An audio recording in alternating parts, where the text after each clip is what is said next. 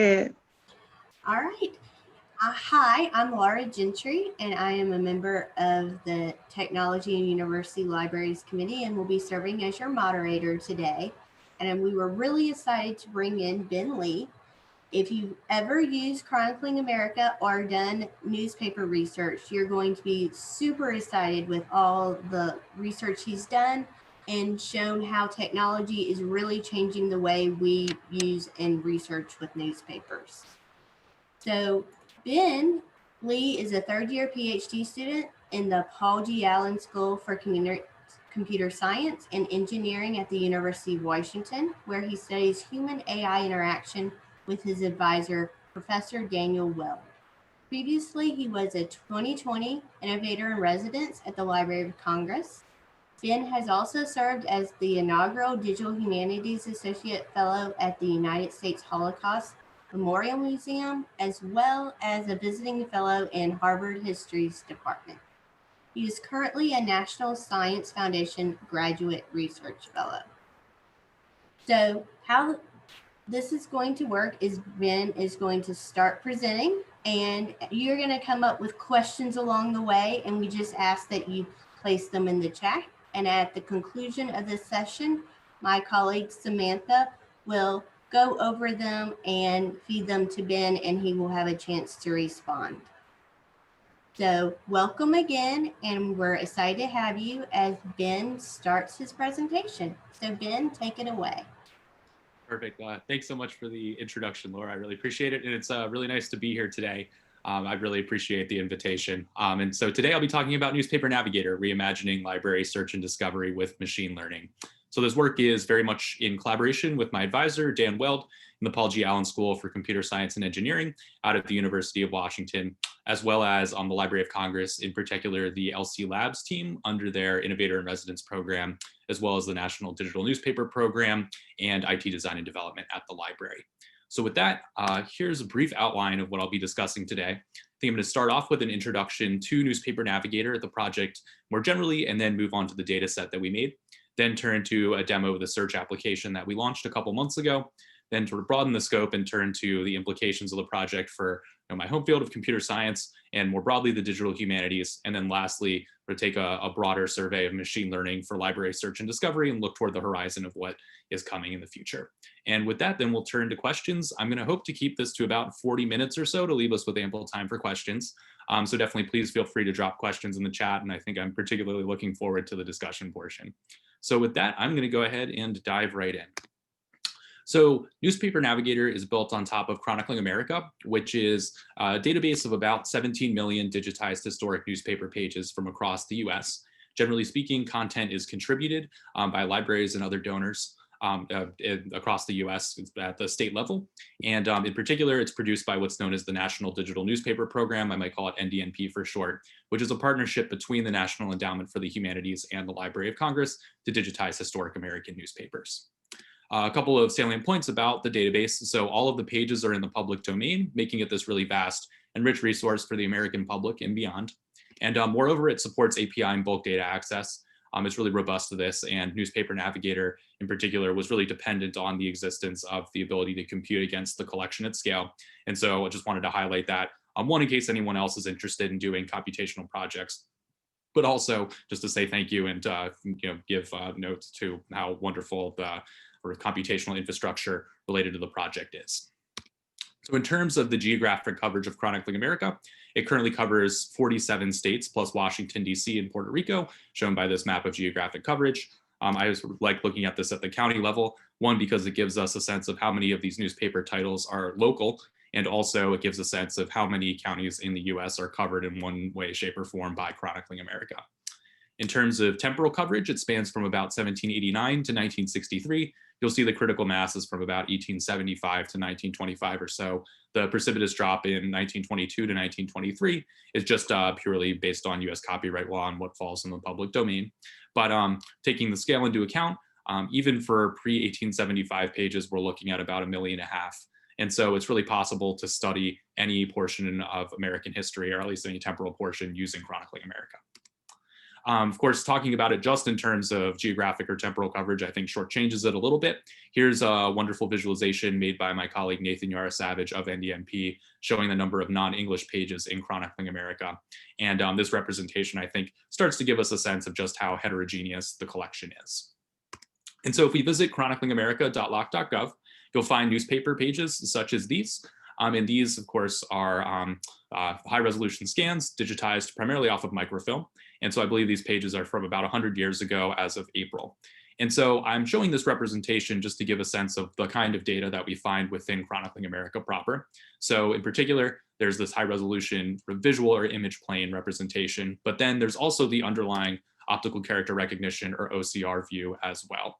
And so I'm sure most of you are familiar with OCR, but just in case you're not, OCR is just a machine learning algorithm that learns how to essentially transcribe pixelated characters on an image and convert that to a text file or text content. So say the pixelated R's or the E's and actually transcribe that into text form. And so in that regard, OCR is really powerful in enabling us to do keyword search over collections.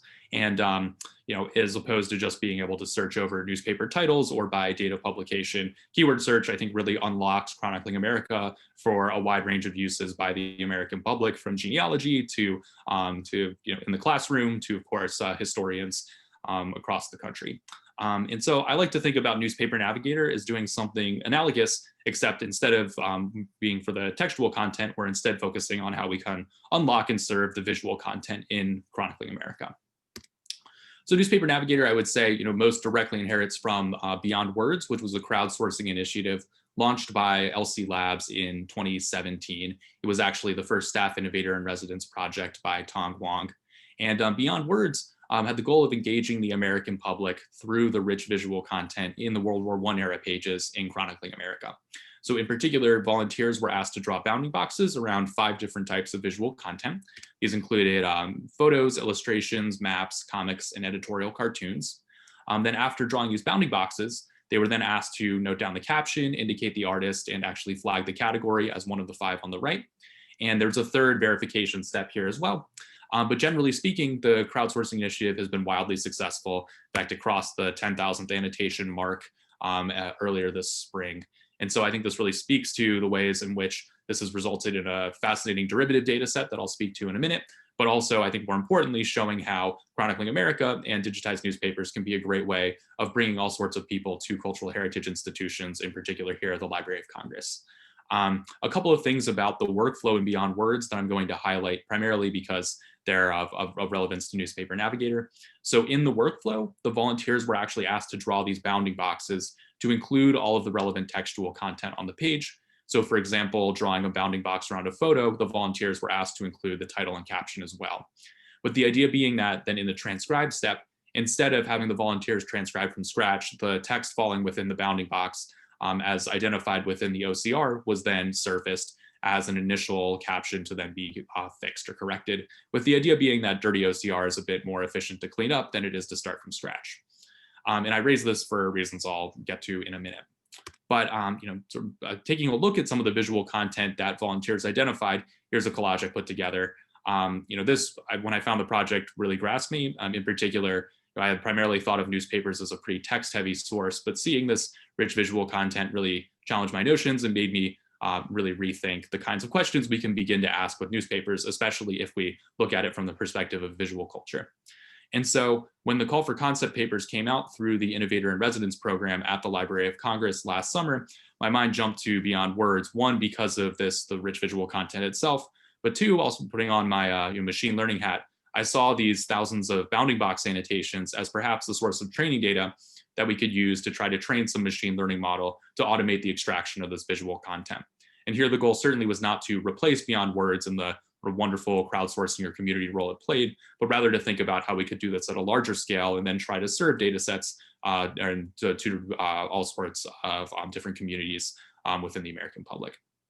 And so to borrow some language from the Library of Congress's digital strategy, the way that I like to frame Newspaper Navigator is to ask this question of how can we, quote unquote, throw open this rich treasure chest by training a machine learning algorithm to process the collection at scale. And so this first phase would result in what I call the Newspaper Navigator dataset. And then the second phase would concern, once we have this extracted data set, how do we then reimagine how we search over it? And so the goal of the project, I would say, or meta goals, are really twofold. One was to facilitate research in a number of different disciplines, including computer science, library science, and the digital humanities, but then also to really have an intentionally outward-facing role and try to engage the public and enable a wide range of creative computing, public humanities projects as well. And so really thinking about treading the line between these contributions in the more academic vein, but also really trying to serve the American public according to the library's mission. So let me give a sort of brief introduction to what the machine learning looks like here. So the idea is, here are two newspaper pages from the day after D-Day, as you might guess, based on the sort of headline on the left. If we could take these pages and feed them into a machine learning model, hopefully we could get something that would give us back bounding boxes. And so we had the beyond words annotations that were photos, illustrations, comics, editorial cartoons, and maps. Then maybe if we provide some additional annotations of headlines and ads, we can make the system learn how to identify those as well. And so then hopefully we'll get this machine learning model that can then return these bounding boxes, not just identifying where visual content is, but then also classifying it according to this taxonomy that would give us at least some additional metadata as to what the visual content is.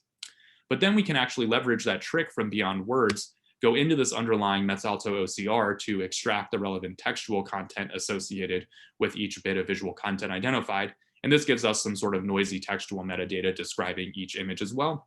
In the case of headlines, this actually gives us, of course, the underlying textual representation. And so the idea here is that this extraction method will never be perfect. OCR is oftentimes imperfect. Moreover, we might include extraneous text or exclude relevant text. But actually, because the Beyond Words volunteers were asked to draw bounding boxes to include relevant textual content, the machine learning model should hopefully learn how to do this rather robustly as well, giving us at least some initial form of textual metadata to facilitate keyword search over the visual content. So now we have captions. So now I'm going to actually dive into what this looks like in terms of the training. If I say anything that doesn't make sense, that's my fault, and I'm definitely happy to certainly clarify this in the discussion phase as well.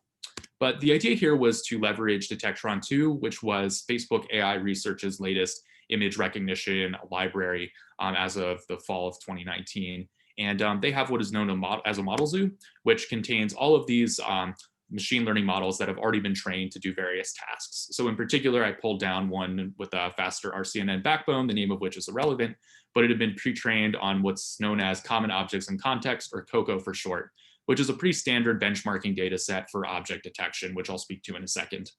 But the idea here within the machine learning community has really been to use this paradigm of what's known as pre-training and fine-tuning. The idea being that we can take a model that's already been trained on some very large or very diverse data set, and this means that we don't have to do the training ourselves. It's been done by one person, and we can download the model and start with something that's already been trained, and then fine tune it, which means train it some more on a data set that's more relevant to our task at hand. So in our case, of course, this is the beyond words annotations, where we might not have as many annotations as in Common Objects in Context, but they are more relevant. And so if we add in the additional annotations of headlines and ads, hopefully the system will learn how to generalize. And so let me try to give some intuition for this in sort of a concrete example. So object detection generally refers to this task within computer vision where we feed in an image and have a machine learning model not only really identify the content of the image, but actually identify where it is localized in the image plane as well. So for example, drawing a bounding box around where the dog or the bicycle or the truck is in the image. And so this pre-trained model in the model zoo already knows how to do this thing on the left based on Common Objects in Context. And as you can see, there's sort of a natural resonance here between drawing a bounding box around a dog in an image and then drawing a bounding box around an advertisement in a newspaper page. And so that's precisely what this pre-training / fine-tuning framework is trying to exploit, taking this sort of rather diverse knowledge base on the left and then feeding some beyond words annotations to hopefully get it to do the task on the right. And so that's exactly what I did. And then we now have this model where we can feed in the Chronicling America pages and get back out predictions. Here's the training data breakdown. There's a fair bit of class imbalance just based on the task. I'm going to gloss over this, but happy to return to this in discussion. And now let me talk a little bit about training this in practice. So in total, I fine-tuned it for about 77 epochs with early stopping according to an 80-20 training validation split. This was the sort of final run in the spring. In total, this amounted to about 19 hours of training on a single NVIDIA T4 GPU. This was actually pretty time and cost effective. So on an AWS EC2 instance, we're looking at about $15 to train this. So really we're in a regime where the training is quite efficient. It's actually doing inference or running the pipeline at scale where it actually becomes a bit more computationally expensive. Here are some hyperparameters. But I just briefly want to mention that in the public GitHub repo for this project, we have available a demo for training this model in case you're interested in doing something similar with a different data set. The PyTorch model weights themselves, instructions for how to use the model in your own project. And I'm also happy to share that as of a couple of weeks ago, the visual content recognition model is now part of Layout Parser thanks to a friend of mine. And so if you find Layout Parser online, it's a pip installable Python library, which means that you can go ahead and actually use this model with just a couple of lines of Python code, which we hope will really democratize access to the tool. In terms of performance, I'm going to gloss over this and actually instead try to give some intuition according to a quick slideshow here. Let's see. Let me go to share. My apologies. Here we go. So what I am showing now is a, so let's see, sorry. Yep, so what I'm showing now is a slideshow of predictions made by the machine learning model. And so in particular, these are a bunch of pages from what's known as the validation data. So this was not seen during training. But you'll note a whole bunch of bounding boxes, and these are actually the predictions made by the machine learning model. The class is, or the predicted category is shown in the top left, along with a confidence score. And so the higher the confidence score, the better, just indicating how confident the model is that its prediction is correct. And so I'm going to actually just hit play and let this step through a number of examples. This is going to go by really quickly, but I just want to give some intuition for how it's performing. We can see by and large, it's doing quite a good job of identifying headlines and segmenting out the various photographs. In particular, it does a good job of segmenting out advertisements in the sort of classified sections and also preserving full strips rather than segmenting out cells for comics. There's certainly cases in which we get redundant bounding boxes or we have misclassifications or some headlines are missed.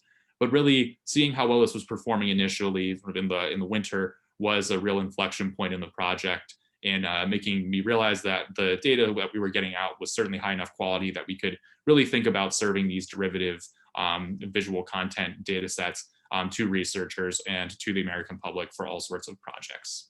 So I'm actually going to pause this and return to the slide deck, but if anyone has any questions about this, I'm certainly happy to return to it as well. Let's see.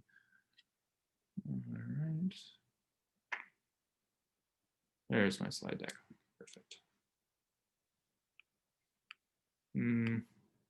Oh, what did I do? I'm sorry. Oh, there we go. Perfect. So let me go ahead and talk about what training this model looks like in practice, or sorry, running a pipeline at scale looks like in practice. So for a given Chronicling America page, we can pull down the image and then the Metz Alto OCR in XML format. And this is all facilitated via the Chronicling America API. Then we can run the visual content recognition model and then extract out all the relevant visual content. Then we can actually go into the underlying OCR using the trick that I had mentioned to save the relevant textual content as well. We can generate what are known as image embeddings. I can speak to these in a little bit more detail later, but generally these are just some other machine learning data that we get back out to allow us to compare images according to visual similarity. And then lastly, we can save all of this and send it back up in the cloud. And this gives us effectively a closed loop for processing a single Chronicling America page. So then the question becomes, how can we scale this up from running one page to running over all of Chronicling America? And so that is what I ended up spending most of the winter into, I'd say, April doing, was building out this pipeline and then running it. So in total, I was able to process 16.368 million Chronicling America pages. At the time, this represented, I believe, 99.998% of the available pages. Chronicling America has since added 1 million pages, which speaks to just how fast it's growing as a collection. In total, this amounted to about 100 terabytes of image and XML data. And in terms of actually running the pipeline from a computational perspective, this took about 19 days on 2 of these AWS EC2 instances, which are always inscrutably named. But unpacking this was 96 CPU cores and 8 NVIDIA T4 GPUs. So we were looking at about 5 years of computational runtime parallelized across these 104 different machines. And all the pipeline code is in Python and PyTorch. We've made this all available as well in the repo for the project, which I'll have a pointer to in a minute. Let me just briefly talk about some statistics related to the data set. I'm sure one of the most natural questions to ask here is how many photos were identified. And in a sense, this question is actually a little bit difficult to answer because of the confidence score being returned by the machine learning model. So you can imagine if we take a rather stringent cut of taking things only with 90% confidence and above, we'll actually have pretty high precision, but we'll lose some false negatives in the process. Whereas if we have a more lenient cut of 0.5, we'll include some false positives. And so really taking this cut depends on one's end user goals. But I'm showing a few cuts just to give a sense of how the number changes. Generally speaking, though, we're looking at tens of millions of headlines and advertisements. And for the other classes, we're still looking at hundreds of thousands to millions as well. Here is a visualization showing all of the maps extracted, published between 1861 and 1865. And if we zoom in, we'll find that pretty much all of these maps are of the Civil War with a few exceptions. And I like this visualization just because it allows us to offer some provocations about the kinds of questions we can begin to ask with the data set. So for example, for historians of Civil War or for students interested in studying the topic, of course, these maps could be quite valuable, but also from the perspective of the history of cartography. And even from looking at this visualization, we see that there are a number of maps that seem to appear multiple times. And this isn't because the model's extracting them redundantly, but rather because they're appearing in different newspaper titles at different times. And so akin to Ryan Cordell and David Smith's viral text project, we can actually look at this sort of social network patterns of how the visual content is being transmitted and published to actually start to understand print culture more broadly as well. These are definitely provocations, and I'll speak to some more concrete examples that I've begun to work on in the digital humanities world as well. But in terms of resources for the project, if you visit news-navigator.labs.loc.gov, you'll find the full Newspaper Navigator dataset. It's about 10 terabytes in size. And here, many thanks to LC Labs, to NDNP, and especially IT Design and Development for doing a lot of work in basically making this data set available as possible. So we've made it available through HTTPS and S3 requests, making it possible to compute against the collection, primarily for researchers and other people who are doing more computationally informed work. But we also really wanted to democratize access. And so I ended up producing hundreds of what I call prepackaged data sets, which make it possible to download any type of visual content from a specific year from 1850 to 1963. So for example, if you'd like to download all of the maps from 1867 or all of the photos from 1910, you punch in the correct URL, you'll get a zip download of all the images, as you can also grab metadata in JSON or CSV format. We also have a bunch of sample packs as well to try to make it possible to do some serendipitous search over just 1,000 random images from a given year. In terms of the resources available in the GitHub repo for the project, you'll find the entire training data for the Newspaper Navigator visual content recognition model. Here, the annotations are formatted according to common objects and context, so it should be pretty easy to use out of the box. And along those lines, we have these Jupyter notebooks, which include tutorials for how to train the model weights themselves, how to run the pipeline, etc. And if anyone has any questions about documentation, I'm certainly happy to answer them at any point. And then very lastly, we have a pointer to our paper on the dataset construction, which we presented at the Conference in Information Knowledge and Management in October, where it received the Best Resource Paper Honorable Mention prize. And so very briefly here, though, I want to just emphasize the component of this, which is that all of this is in the public domain. And here I want to emphasize not just the data set itself, but also all of the code as well. And so our hope was to make the data set as free to use and reuse as possible, but also really to try to make the code available, hopefully to encourage people to do interesting computational work as well related to Chronicling America and Newspaper Navigator. And if anyone is interested in using the code or ends up doing so, we'd love to hear about it. And tracking this kind of longitudinal usage is something we're certainly interested in. In early May, we hosted a data jam when we kicked off the data set and launched it. And this was originally supposed to be an in-person event, but due to COVID, we migrated it to WebEx. And we ended up having about 130 participants, which really blew us away. A number of people who stayed for the full 2 hours. And it was really fun to introduce the data set to people and also to give people a chance to start to explore themselves. And I think that was has been one of the most rewarding parts of the project, is seeing what others have done with it. So at the data jam, we saw people make visualizations of tens of thousands of photos, to make fun collages, to making Jupyter notebooks for using the data. And since then, we've seen some really cool longitudinal use of here, the data and also the search app from genealogists to educators using it in the classroom, to people using the data set in their computer science classes for their final projects. And so anyway, the tracking these kinds of usage has been a lot of fun and honestly one of the most rewarding parts of the project. You can find the data jam here if you're interested, and I think I'll be making the slide deck available as well. Very briefly, I want to just mention that, of course, machine learning has a rather fraught history of perpetuating oppression and marginalization in many forms, in particular algorithmic bias, or the encoding of human bias within training data, which is then propagated through machine learning pipelines, has become a real problem. In particular, understanding how these kinds of questions affect Newspaper Navigator was something that was very much on the forefront of all of our minds, especially because the Library of Congress is, in this space and trying to make data available to the American public. There's a responsibility there to do this ethically. And so I ended up writing what I call a data archaeology, in which I trace the digitization pipeline. So essentially from microfilming to digitization and OCRing to the ingestion into Chronicling America, and then through the Newspaper Navigator pipeline, to really understand how these kinds of effects are manifesting in the data set.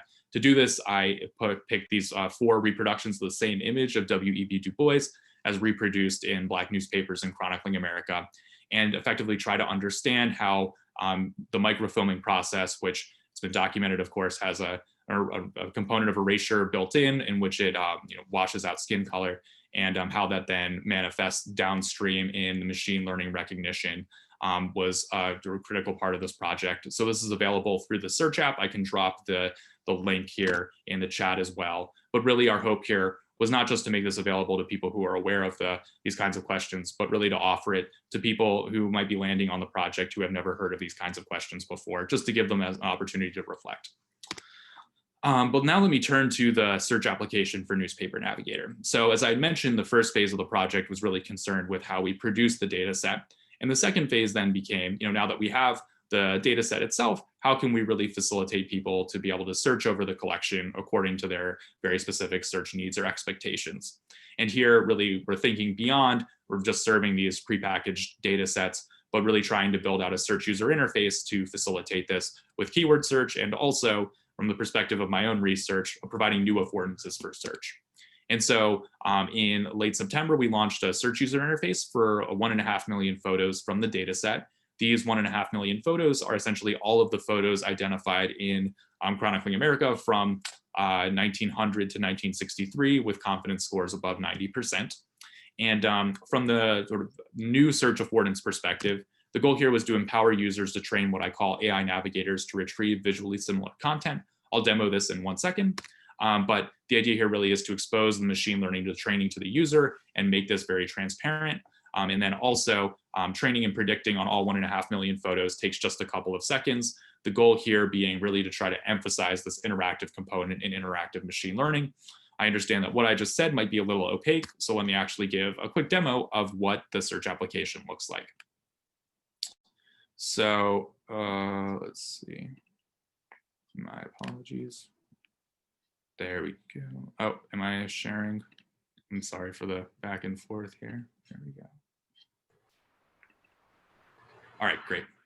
Oh, am I sharing? I'm so sorry. You're sharing, Ben. Perfect, thank you, my apologies. So if you visit news-navigator.labs.loc.gov/search, you'll find the full search application. And in particular, we have a demo video as well as some resources available for the project, but also we have the sort of lens into the collection through keyword search. And so I'm going to go ahead and just type in a basic keyword search of baseball, just because it's one of my favorites. And right now we're getting back all of the images in this 1.5 million photo pool whose captions contain the word baseball. And so the idea here behind this view is to try to pack them in a gallery style view, very similar to Google Images, where we can browse a whole bunch of images at once. A couple of affordances that I'll note here. We have the facets on the left to allow you to filter. You can sort according to date or other fields. And then also if we look at a specific image, so for example, this one, if I click info, this brings up a little modal describing the image, its date of publication, the newspaper title here, the Indianapolis Journal, the OCR as extracted in the Newspaper Navigator pipeline with the keyword highlighted in context. Then also you can download the image. This does a IIIF request against Chronicling America and gives a high resolution version of the image. You can also click to view the full issue. As I've just done, this brings up that specific publication on that day of the New Indianapolis Journal. So if we click on the second page, we find the image in context. So we can then read the article that it's appearing with, or also explore that day in history. And then along those lines, there we go. Then we can also learn about this newspaper title. And so here, this brings up all of the metadata provided by Chronicling America, including the title essay, to be able to learn about the Indianapolis Journal as provided by the NDMP awardee. Lastly, a little button for citation. But now I actually just want to emphasize some of the strengths and limitations of keyword search and why I'm thinking about this sort of train my AI navigators feature. And so first, if we see, we have 5,400 results. So baseball, the keyword search at least is doing quite a good job despite the limitations of OCR. But we start to see that the results are pretty heterogeneous. We have portrait shots, we have team photos, we have action shots, and then of course we even have photos of stadiums. And so if I'm someone interested in looking at visual depictions of action shots of baseball players, as I'm selecting images to show, this kind of search becomes a bit difficult. I have to wade through all these examples that might or might not be relevant. And moreover, we're losing a bunch of examples that are presumably relevant. For example, an image of Babe Ruth might just be captioned with Babe Ruth without the word baseball ever appearing. And so being able to try to search by visual similarity actually allows us to really try to overcome these hurdles of keyword search. So I've selected a number of examples. If I click this tab to go to my collection, we'll see that I've curated a little collection here. We can download the metadata, which gives a spreadsheet just giving all of the metadata on the images, including links for downloading them. And there's also a save button, which copies the URL to your clipboard. Here, honoring the privacy policy of the library, both in the letter and in spirit. No data is stored on the back end when you do any requests. In fact, everything's handled by query string directly. So if I open a new tab here and punch in this URL that was saved to my clipboard, we see that the entire library is restored. And so we hope that this is a feature that people can use to return to what they've done and also to share with friends. But now let me go ahead and move to the Train My AI Navigators feature, as I think it's perhaps the most interesting from the computer science perspective. So when I click this tab, we find that all the examples that I've selected are appearing here.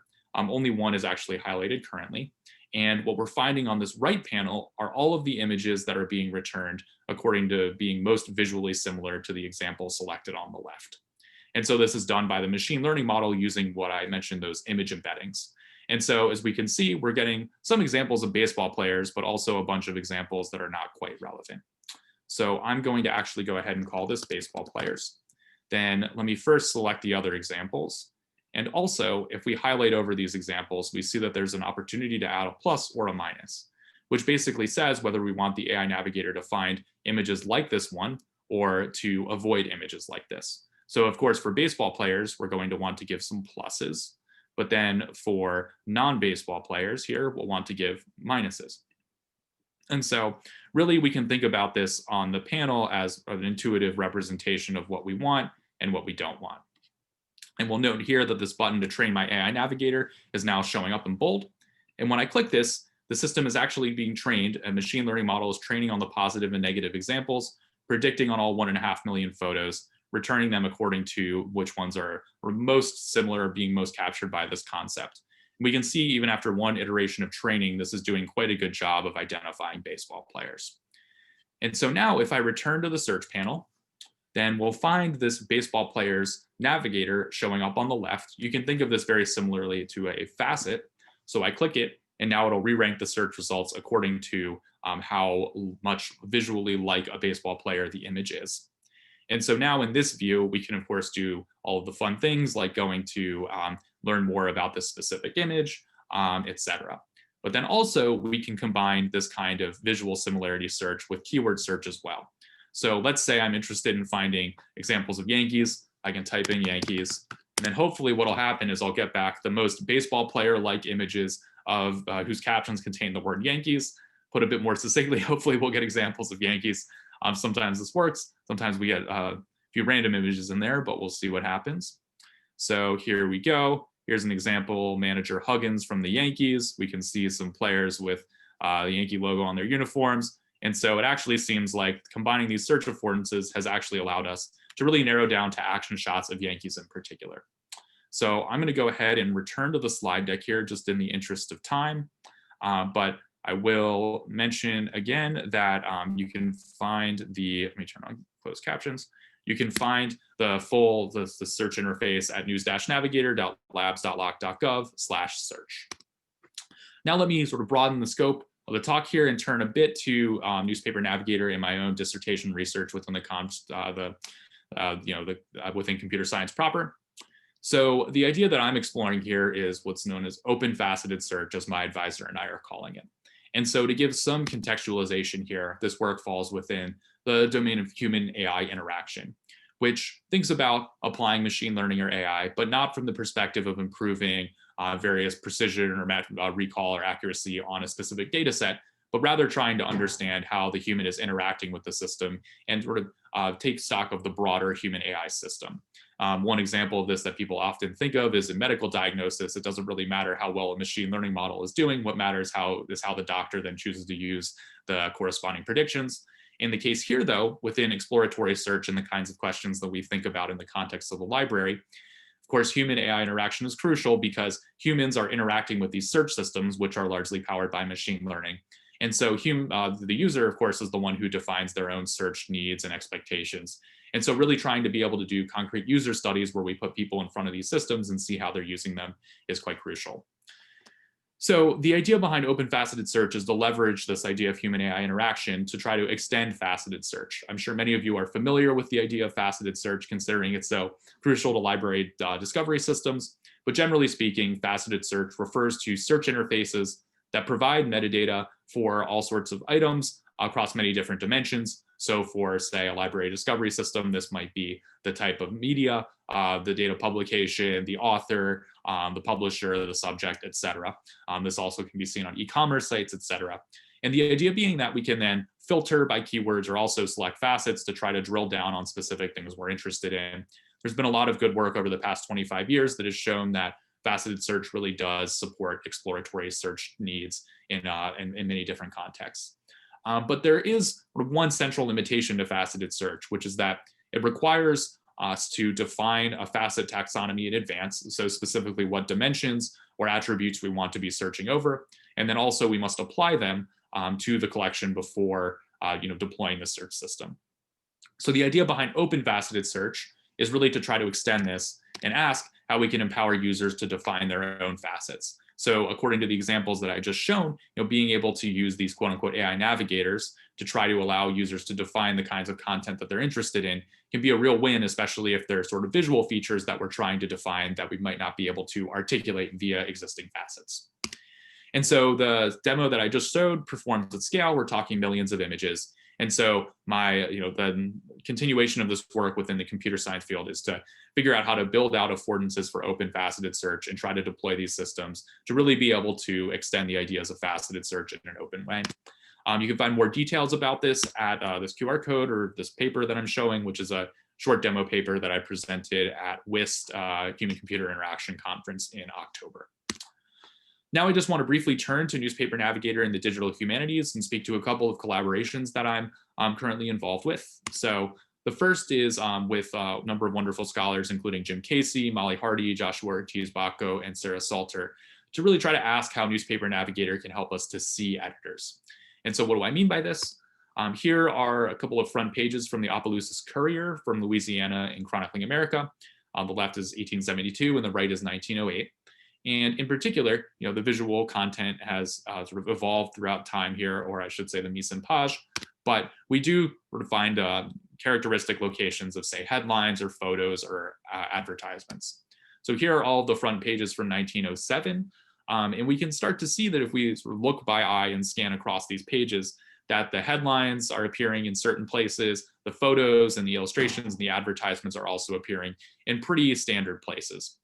And so the question then becomes, this kind of layout we associate with different kinds of newspaper titles, and as mediated through, of course, technological innovations with different presses, but also in terms of editorial practices and oversight, these actually give us a signature for the newspaper. So especially in the case where we have ethnic presses from the 19th century, where editors might have been less likely to put their name directly on the paper, perhaps we can use this kind of visual similarity or signature to try to infer various networks of editors.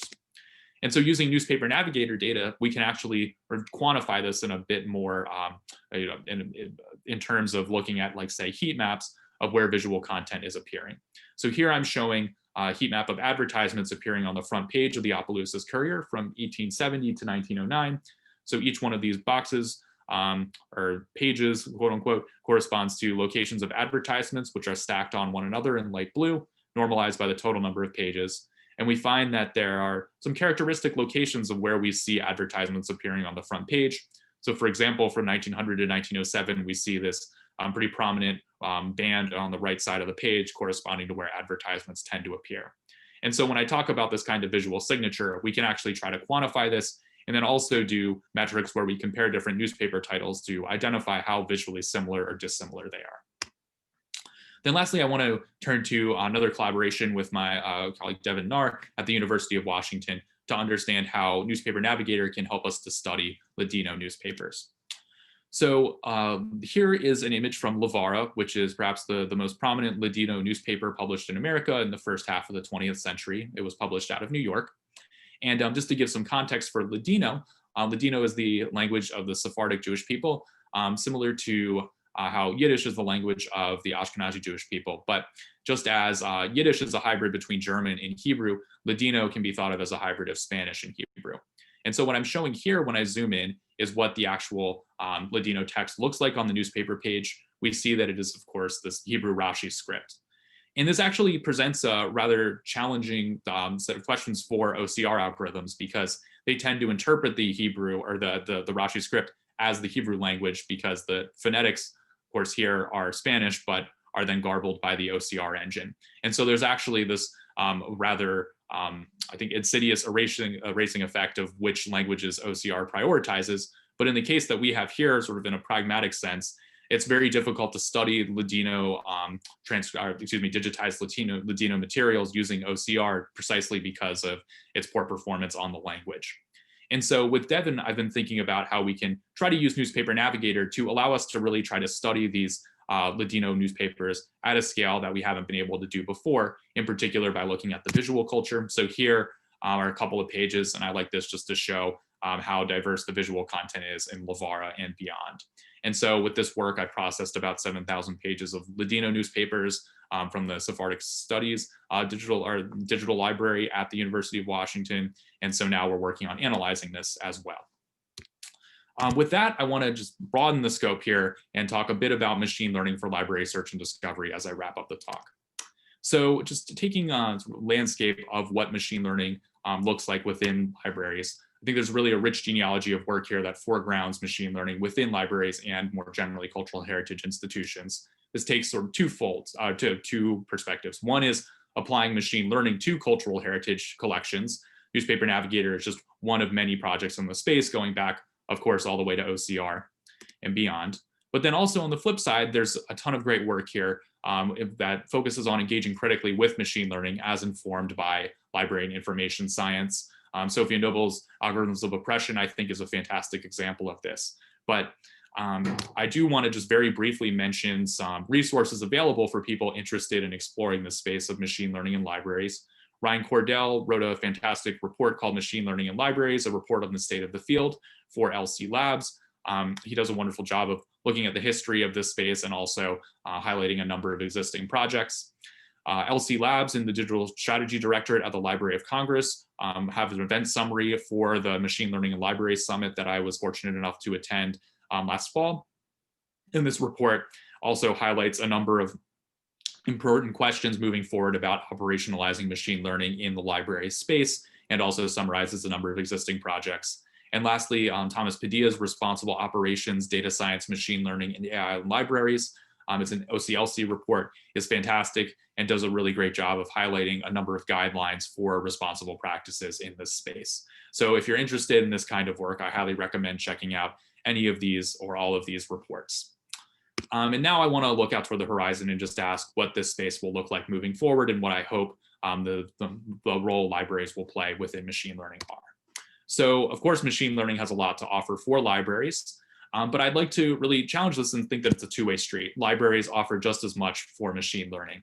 So in particular, this kind of ability to critique and critically engage, or excuse me, interrogate machine learning research within a library space, I think is crucial for a number of reasons. One, serving a space that's a bit more dissociated from the inherent profit structures of much machine learning research as deployed and done within or big tech.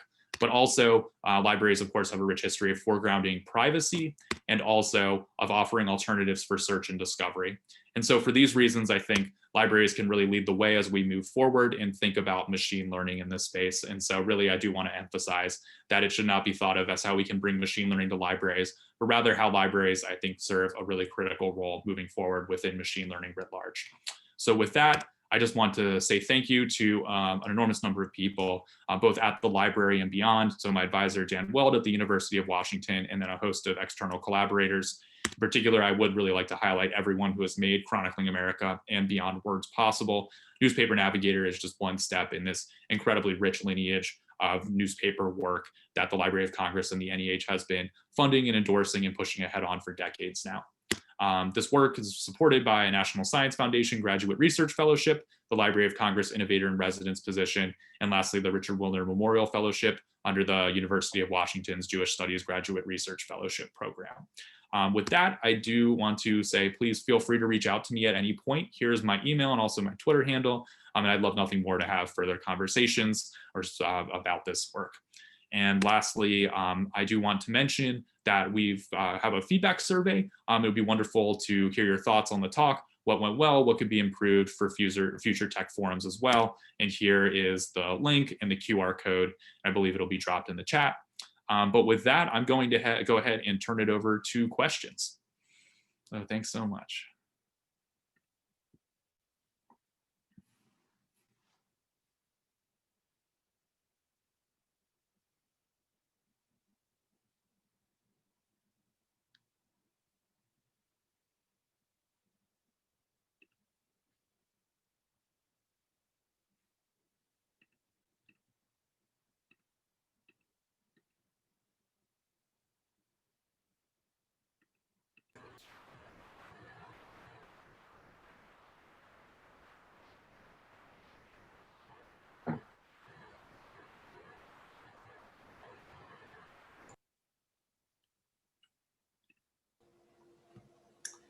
Thank you so much, Ben. That was so interesting. I think people are typing their questions, so it might take a couple minutes as things come in.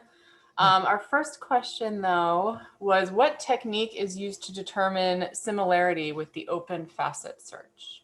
Yeah, it's a great question. Thanks so much, Mike. So the technique that we're using are what I had mentioned were those image embeddings. So to dive a bit more into detail with those, as you might be aware, image classification is one of those hot topics in machine learning where you can feed in images to a machine learning model and get back classification as to whether the image contains, a dog or a cat or a bicycle or things like that. And so it turns out that if you go into these neural networks, and my apologies if this gets a bit technical, you can effectively extract these compact vectors corresponding to each image that might be essentially numbers that are 512 numbers or 2048 numbers or whatever, that effectively actually cluster images based on semantic similarity. So what I mean by this is if you take these numbers for each image and then you actually cluster the images in terms of some visualization, you'll see that the examples of dogs will be clustered together, but the big dogs will be closer than the small dogs and things like that. And so these image embeddings are actually pretty powerful from the perspective of visual similarity search. And so I'm actually using those within the search app. So when we click those pluses or minuses for all of those images, we're then training a machine learning model on those image embeddings. So just actually a very simple logistic regression model. And then it's actually just learning how to sort images according to what is being indicated by the user in terms of their preferences. I hope that helps. That's great. We also had another question about what was the most original application you noted from the Data Jam Day? Oh yeah, thanks, Opera. We had a number of really fun applications from the more sort of creative computing side of it. There were a couple of people who put together these really, really fun visualizations where they essentially surfaced like thousands or tens of thousands of photos and made it easy to zoom in and out. And that actually, I think, was pretty revelatory for me to start to see these kinds of representations of, say, all the photos from a certain year and be able to zoom in and out. And I think that was definitely a rewarding point. But then also, even from the non-technical side, it was really fun just to see the collages that people were putting together and the various fun images that people were able to pull. I think that speaks largely to Chronicling America and how rich a resource it is, but there's so much fun content buried in there.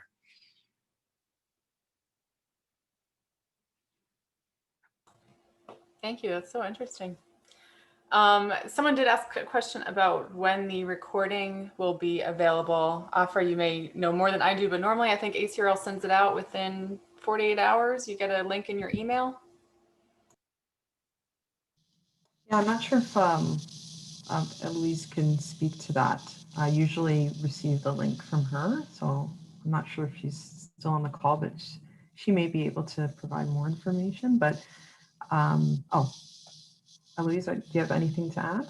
Yes, the recording is usually sent out within 48 hours.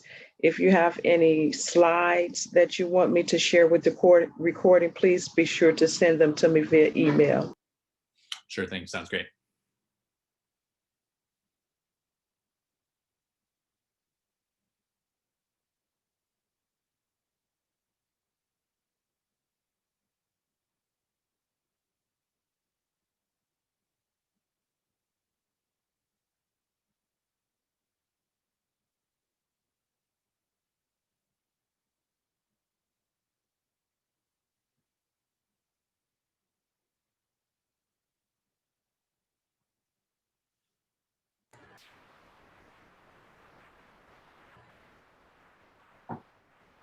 Well, I want to thank everyone for attending today. So please remember to fill out your survey.